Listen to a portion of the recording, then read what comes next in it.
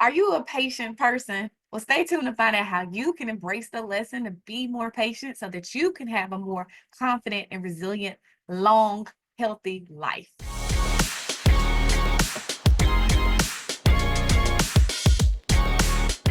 Hi there, I'm Summer Owens, and welcome back to my channel. I empower organizations and individuals to be more confident and resilient leaders of teams or just their own lives.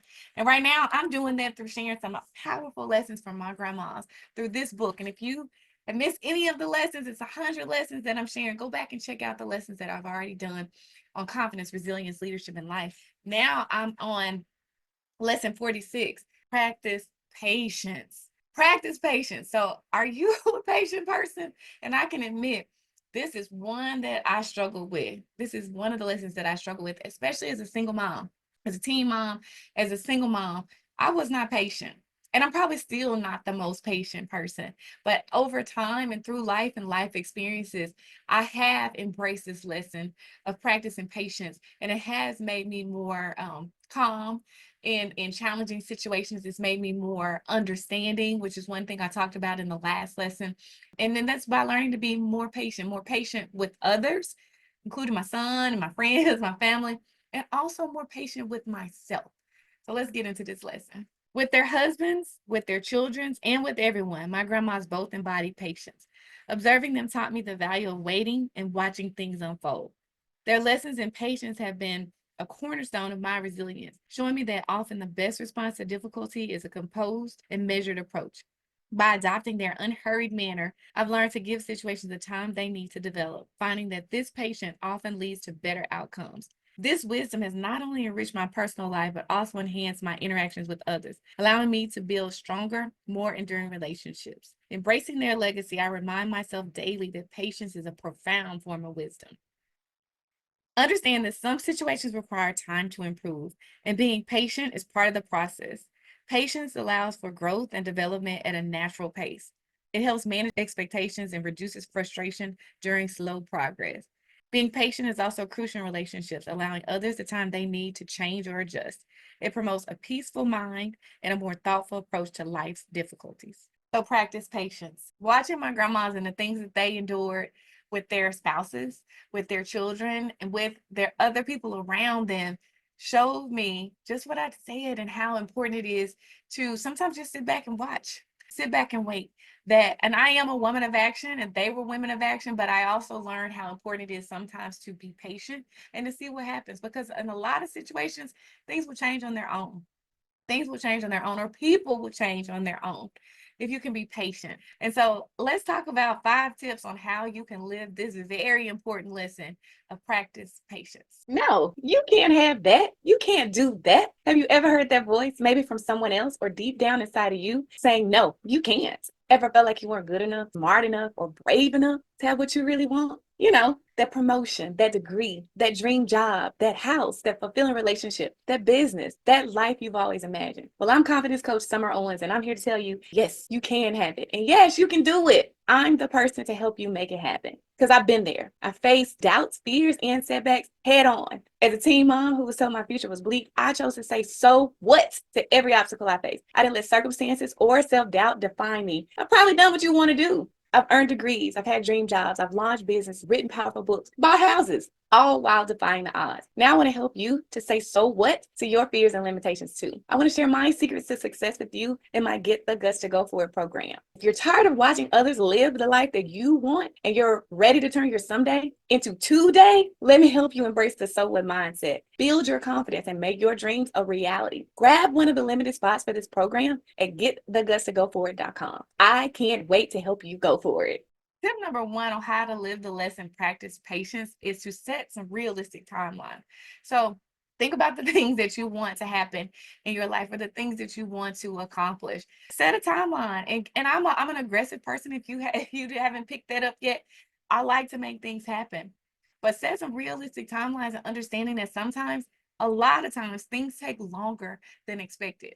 And so when you can set a realistic timeline, you don't get as frustrated when you don't meet that timeline. You can understand that it takes a process and sometimes things happen and sometimes things take longer than expected. So be realistic about the timeline and with the goals that you have or that you want to accomplish. Tip number 2 on how to live the lesson practice patience is to develop some mindfulness practices. Breathe. Take a deep breath. Practice yoga, do some exercises, go for a walk.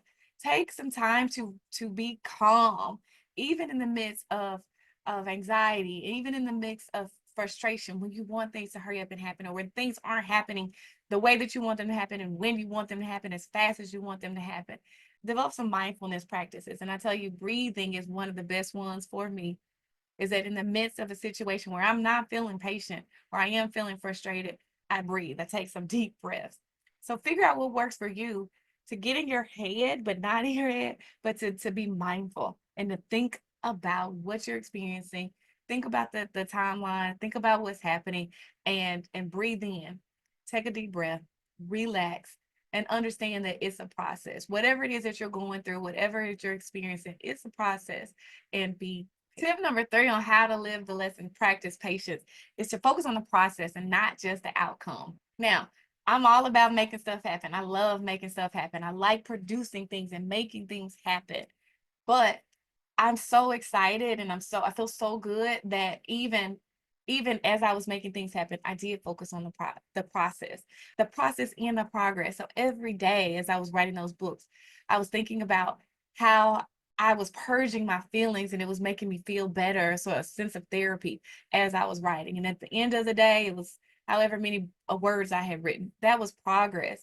And I also was relishing in what I was getting out of the process, what I was getting from going through the process of writing my book. Think about the things that you're going through in life and the goals that you want to accomplish. Like maybe it's going back to school, getting another degree. Maybe it's even looking for another job. Maybe it's buying a house. Maybe it's buying your first house.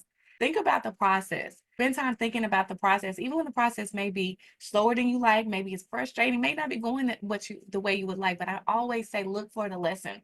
So look for the beautiful blessings in the process and look for the lessons in the process and focus on the process and not just the outcome. Tip number 4 on how to live the lesson practice patience is to use waiting time productively. And I love this one because I think about all the times in my life, especially when I was a teen mom and I was a single mom and I was going to school full time. I was working 1 or 2 jobs, and I was a single mom.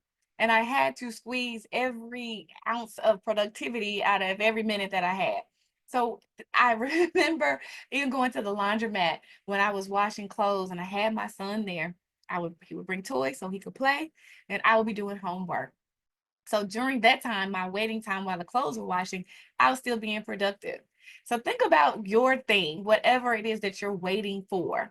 Use that time while you're waiting to do something else, to focus your energy and your attention towards making something else happen. So maybe that waiting is to get feedback on a job or approval on a job. Well, in that time, keep applying for other jobs or start working on your book. Maybe that waiting is as approval on a new project that you want to do. Well, hey, you know what? You could be working on something else. So find productive ways to use that time while you're waiting, so you're not just sitting there stressing, waiting on something to happen, or waiting on someone to give you feedback, or waiting on somebody to change or to do something that may not even happen. Find other ways to be productive, to use that time productively, and that will make it a whole lot easier to be patient and a whole lot less frustrating when you don't have the answers and things aren't happening as fast as you would like for them to happen. And tip number 5 on how to live the lesson practice patience is to reflect on past successes. Think about times in your life where patience paid off, where things didn't happen as fast as you wanted them to happen. They didn't happen, maybe even the way that you wanted them to happen. But being patient, you saw on the other side of it that it paid off. So think about those situations in your life where it's like, you know what? I was all stressed out and frustrated for nothing. All I had to do was wait and stop worrying. Think about those situations in your life, and that can help you to practice patience in other situations in your life. And that's lesson 46, practice patience. Tell me in the comments Tell me in the comments some ways that you are going to that you're going to incorporate practicing patience into your life a little bit more. More patience with your children, more patience with your spouse or your friends, your co-workers, and more patience with yourself. Thanks for watching. Be sure you subscribe so you don't miss a single video coming up. I'm excited to be sharing these 100 lessons from my grandmas, and I want you to get every single one. See you next time.